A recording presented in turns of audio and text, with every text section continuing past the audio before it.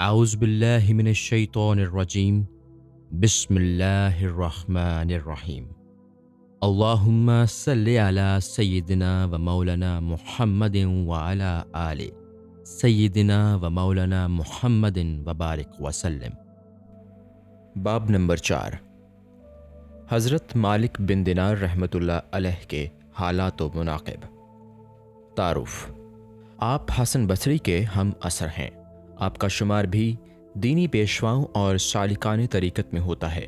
آپ کی پیدائش اپنے والد کے دور غلامی میں ہوئی۔ آپ کا نام دینار تھا۔ ظاہری اعتبار سے گو آپ غلام زادے ہیں، لیکن باطنی طور پر فیوز و برکات کا سرچشمہ ہیں، اور با اعتبار کرامات و ریاضت آپ کا درجہ بہت بلند ہے۔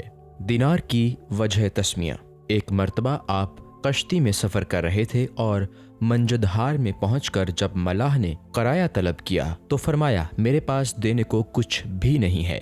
یہ سن کر اس نے بد کلامی کرتے ہوئے آپ کو اتنا زد و کوب کیا کہ آپ کو غش آ گیا، اور جب غشی دور ہوئی تو ملاح نے دوبارہ کرایہ طلب کرتے ہوئے کہا، اگر تم نے کرایہ ادا نہ کیا تو دریا میں پھینک دوں گا۔ اسی وقت اچانک کچھ مچھلیاں منہ میں ایک ایک دینار دبائے ہوئے پانی کے اوپر کشتی کے پاس آئیں، اور آپ نے ایک مچھلی کے منہ سے دینار لے کر کرایہ ادا کیا۔ ملاح یہ حال دیکھ کر قدموں میں گر پڑا، اور آپ کشتی سے دریا پر اتر گئے اور پانی میں چلتے ہوئے نظروں سے اوجھل ہو گئے۔ اسی وجہ سے لفظ دینار آپ کے نام کا حصہ بن گیا۔ خود غرضی و اخلاص میں فرق: آپ نہایت خوبصورت اور بہت دولت مند تھے، اور دمشق میں سکونت پذیر تھے، اور حضرت معاویہ کی تیار کردہ مسجد میں اعتکاف کیا کرتے تھے۔ ایک مرتبہ خیال آیا کہ کوئی صورت ایسی پیدا ہو جائے کہ مجھ کو اس مسجد کا متولی بنا دیا جائے۔ چنانچہ آپ نے اعتکاف اور اتنی کثرت سے نمازیں پڑھیں کہ ہر شخص آپ کو ہمہ وقت نماز میں مشغول دیکھتا، لیکن کسی نے بھی آپ کی طرف توجہ نہ کی۔ پھر 1 سال بعد جب آپ مسجد سے برآمد ہوئے تو ندائے عینی آئی کہ اے مالک، تجھے اب توبہ کرنی چاہیے۔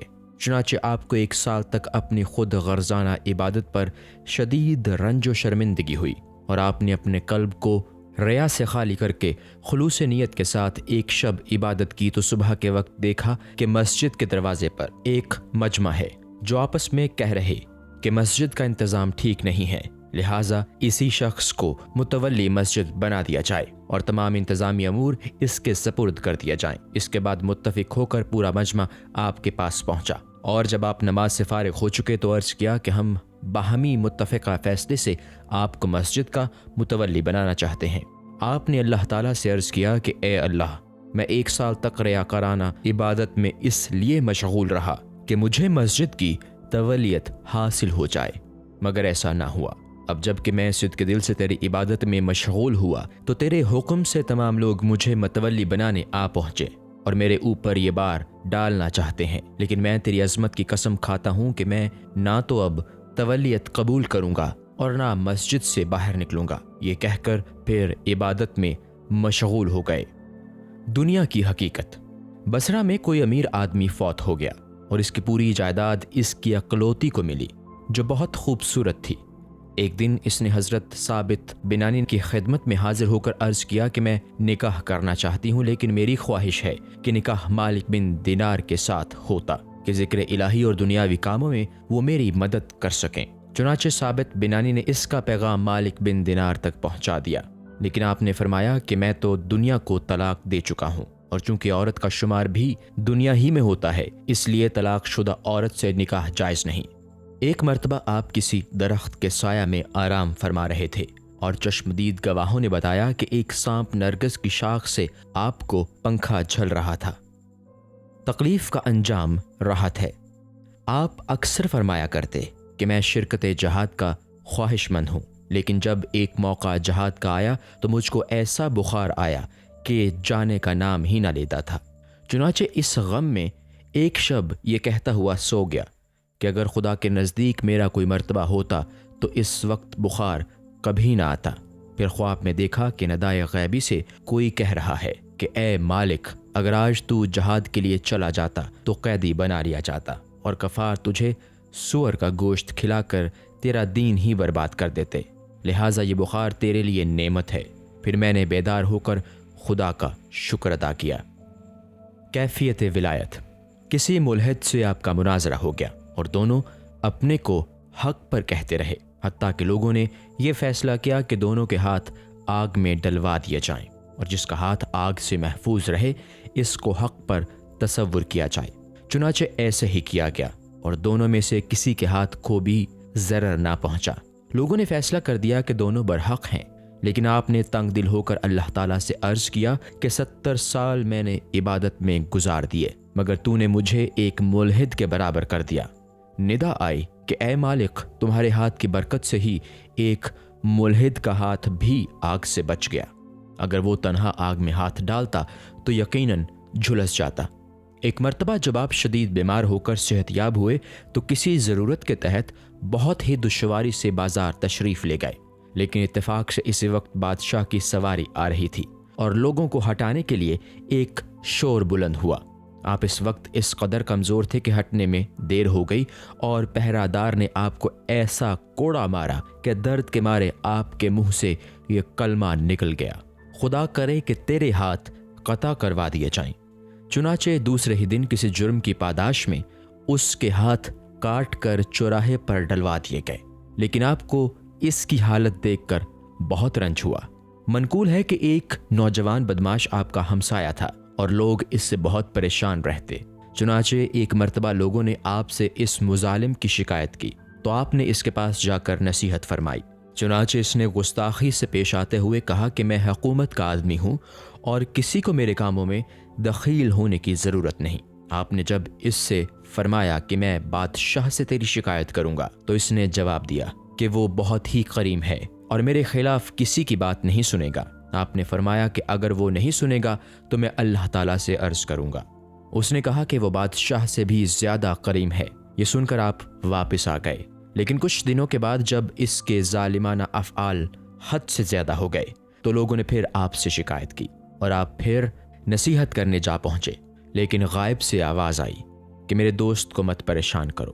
آپ کو یہ آواز سن کر بہت حیرانی ہوئی اور اس نوجوان سے کہا کہ میں اس غیبی آواز کے متعلق تجھ سے پوچھنے آیا ہوں جو میں نے راستہ میں سنی ہے۔ اس نے کہا کہ اگر یہ بات ہے تو میں اپنی تمام دولت راہ خدا میں خیرات کرتا ہوں، اور پورا سامان خیرات کر کے نامعلوم سمت کی طرف چلا گیا، جس کے بعد سوائے مالک بن دینار کے کسی نے اس کو نہیں دیکھا، اور آپ نے بھی کبھی مکہ معظمہ میں اس حالت میں دیکھا کہ بہت ہی کمزور مرنے کے قریب تھا اور کہہ رہا تھا کہ خدا نے مجھ کو اپنا دوست فرمایا ہے، اس پر اور اس کے احکام پر جان و دل سے نثار ہوں، اور مجھے علم ہے کہ اس کی رضا صرف عبادت ہی سے حاصل ہوتی ہے، اور آج سے میں اس کی رضا کے خلاف کام کرنے سے تائب ہوں۔ یہ کہہ کر دنیا سے رخصت ہو گیا۔ ایک مرتبہ کسی یہودی کے مکان کے قریب آپ نے کرایہ پر مکان لے لیا اور آپ نے حجرہ یہودی کے دروازے سے متصل تھا۔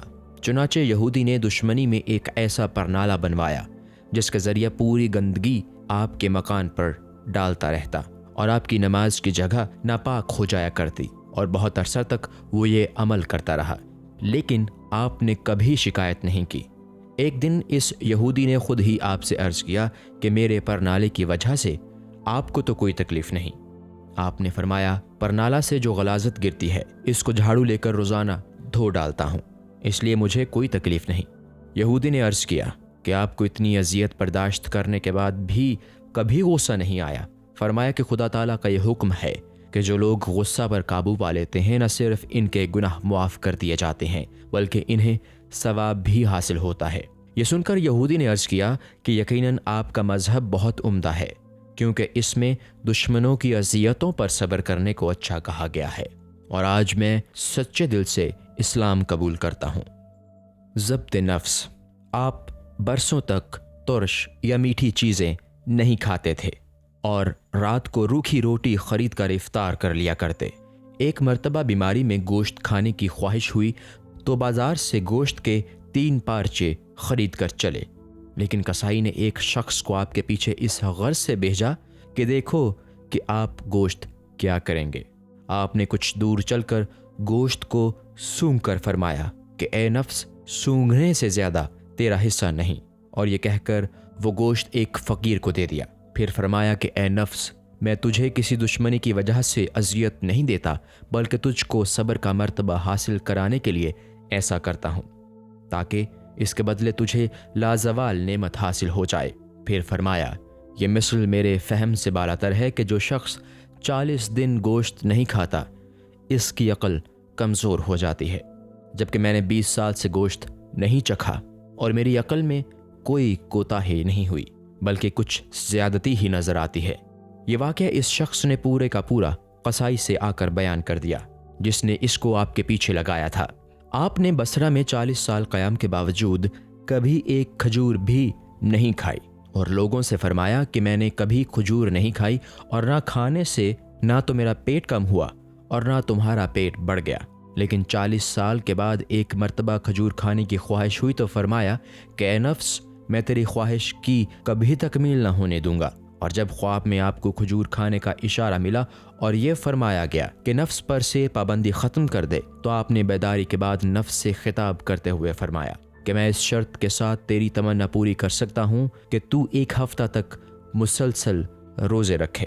چنانچہ نفس کشی کے لیے ہفتہ بھر کے روزے رکھے۔ اس کے بعد کھجوریں خرید کر مسجد میں لے گئے، مگر وہاں کھانے سے قبل ایک لڑکے نے اپنے باپ کو آواز دے کر کہا کہ مسجد میں کوئی یہودی آ گیا ہے۔ اس کا باپ یہودی کا نام سنتے ہی ڈنڈا لے کر دوڑا، لیکن آپ کو شناخت کر کے معافی کا خواستگار ہوتے ہوئے کہا کہ ہمارے محلہ میں دین میں یہودیوں کے سوا کوئی نہیں کھاتا اور سب لوگ روزہ رکھتے ہیں، اس لیے بچہ کو آپ کے یہودی ہونے کا شبہ ہوا، آپ اس کی خطا معاف فرما دیں۔ یہ سنتے ہی آپ نے جوش میں آ کر فرمایا، بچوں کی زبان غیبی زبان ہوتی ہے۔ پھر اللہ تعالیٰ سے عرض کیا کہ بغیر کھجور کھائے ہوئے تو آپ نے یہودیوں میں شامل کر دیا، اور اگر کہیں کھا لیتا تو نامعلوم کفار سے بھی زیادہ میرا برا انجام ہوتا، لہٰذا میں قسم کھا کر کہتا ہوں کہ اب کبھی کھجور کا نام نہ لوں گا۔ گناہوں کا اثر۔ آپ کسی مریض کی بیمار پرسی کے لیے تشریف لے گئے، اور وہ چونکہ مرنے کے قریب تھا، اس لیے آپ نے اس کو کلمہ پڑھنے کی تلقین فرمائی، لیکن وہ کلمہ پڑھنے کی بجائے بار بار 10 اور 11 کہتا۔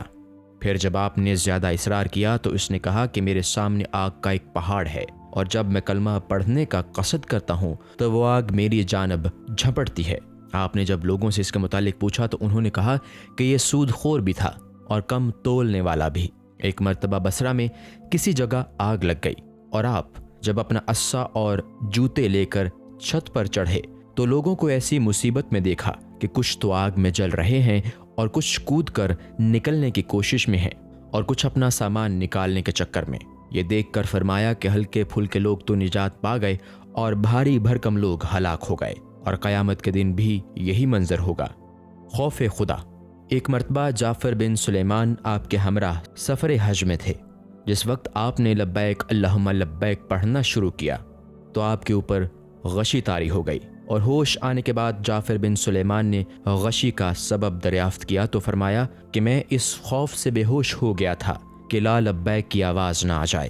جب آپ ایاک نعبدو و ایاک نستعین قرات کرتے تو مضطرب ہو کر رونے لگتے اور فرماتے کہ اگر یہ آیت قرآنی نہ ہوتی تو میں کبھی نہ پڑھتا، کیونکہ اس کا مفہوم یہ ہے کہ اللہ میں تیری عبادت کرتا ہوں اور تجھ سے ہی مدد مانگتا ہوں۔ حالانکہ ہم نفس کے ایسے پجاری ہیں کہ خدا کو چھوڑ کر دوسروں سے اعانت کے طالب ہوتے ہیں۔ آپ رات میں قطعاً آرام نہیں کرتے تھے، اور ایک دن آپ کی صاحبزادی نے کہا کہ اگر آپ تھوڑی دیر آرام فرما لیا کریں تو بہتر ہے۔ آپ نے فرمایا کہ اے بیٹی، ایک طرف تو میں قہر الہی سے ڈرتا ہوں اور دوسری جانب یہ اندیشہ رہتا ہے کہ دولت سعادت کہیں مجھے سوتا دیکھ کر واپس نہ ہو جائے۔ لوگوں نے جب اس جملہ کا مفہوم پوچھا تو فرمایا کہ میں نعمت تو اللہ تعالیٰ کی کھاتا ہوں اور اطاعت شیطان کی کرتا ہوں۔ پھر فرمایا کہ اگر مسجد کے دروازے پر کوئی یہ صدا لگائے کہ سب لوگوں میں بدتر کون ہے تو اسے مجھ سے بدتر کوئی نہیں ملے گا۔ حضرت عبداللہ نے یہ سن کر فرمایا کہ مالک بن دینار کی عظمت کا اندازہ ان کے صرف اسی قول سے لگایا جا سکتا ہے۔ خود شناسی۔ کسی عورت نے آپ کو ریاکار کے نام سے آواز دی تو آپ نے فرمایا کہ 20 سال سے کسی نے میرا اصلی نام لے کر نہیں پکارا، لیکن شاباش، تو نے اچھی طرح پہچان لیا کہ میں کون ہوں۔ پھر فرمایا کہ جب میں نے مخلوق کو اچھی طرح پہچان لیا تو مجھ کو اس کی قطعاً خواہش نہیں رہی کہ مجھے کوئی نیک یا بد کہے، اس لیے کہ میں نے ہر اچھا یا برا کہنے والے کو مبالغہ کرنے والا پایا۔ لہٰذا لوگ خواہ مجھے نیک کہیں یا بد، میں روز حشر ان سے کوئی بدلہ نہیں لوں گا۔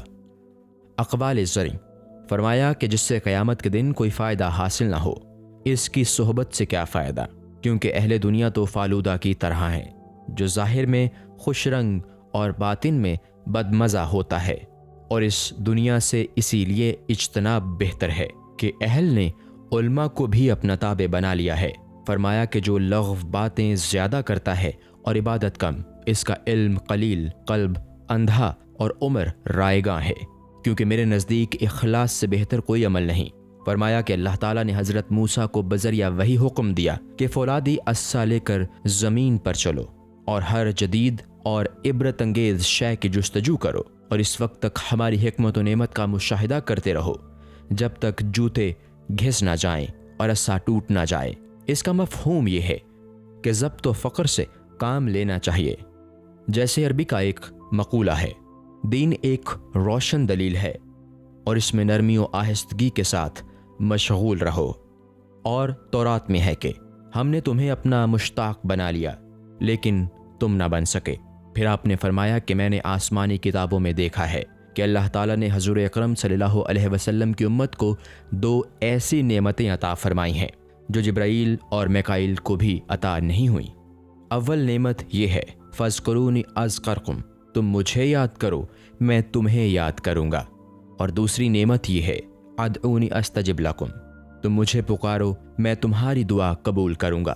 فرمایا کہ توراہ میں اللہ تعالیٰ کا یہ قول میں نے پڑھا ہے کہ اے صدقین، میرے ذکر سے دنیا میں آرام کے ساتھ زندگی گزارو، کیونکہ دنیا میں میرا ذکر بہت بڑی نعمت ہے اور آخرت میں اس سے اجر عظیم حاصل ہوگا۔ فرمایا کہ بعض آسمانی کتابوں میں ہے کہ جو دنیا کو محبوب تصور کرتا ہے، میرا ادنا برتاؤ اس کے ساتھ یہ ہے کہ میں ذکر و مناجات کی لذت سے اس کو خالی کر دیتا ہوں، اور جو شخص خواہشات دنیا کی طرف دوڑتا ہے، شیطان اس کو فریب دینے کی اس لیے فکر نہیں کرتا کہ وہ تو خود ہی گمراہ ہے۔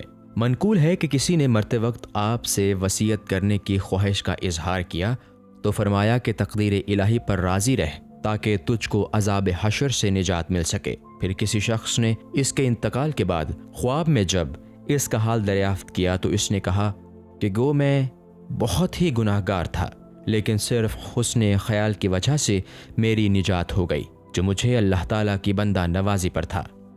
صبر کا پھل، کسی بزرگ نے خواب میں دیکھا کہ آپ کو اور حضرت محمد واسع کو بہشت کی جانب لے جایا جا رہا ہے۔ اس بزرگ کے دل میں خیال آیا کہ دیکھو مالک بن دینار جنت میں پہلے پہنچتے ہیں یا محمد واسع۔ چنانچہ یہ دیکھ کر مالک بن دینار کو پہلے داخل بہشت کیا۔ بزرگ نے پوچھا کہ محمد واسع تو مالک بن دینار سے زیادہ عامل و کامل تھے۔ ملائکہ نے جواب دیا کہ تم صحیح کہتے ہو، محمد واسع کے پہننے کے لیے 2 لباس تھے اور مالک کے پاس صرف ایک، لہٰذا صبر و ضبط کی نسبت مالک کی طرف زیادہ ہے، اس لیے انہیں جنت میں بھیجا گیا۔ السلام علیکم۔ پوری کتاب دیکھنے کے لیے ہمارے YouTube چینل صوفی سما کی پلے لسٹ میں جائیں۔